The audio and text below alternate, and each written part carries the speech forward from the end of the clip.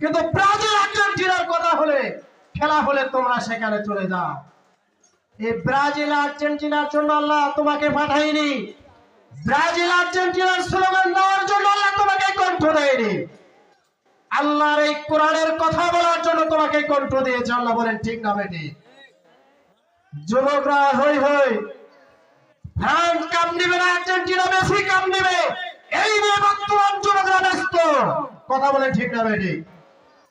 তোমাদেরকে যে আর্জেন্টিনা ব্রাজিলের আল্লাহর নাম প্রকাশ্যে দেওয়া নিষেধ, সেই ব্রাজিল আর্জেন্টিনা ইহুদি নাসরাদের কথা আমাদের জবানে কেন বলেন? যুবকরা, তোমাদেরকে দিয়ে আল্লাহ রাসূল এই ইসলামের খুঁটি দাঁড় করিয়েছিল। যে সংগঠনটি আল্লাহ রাসূল গঠন করেছিল, এই সংগঠনটি ছিল হিলফুল ফুজল।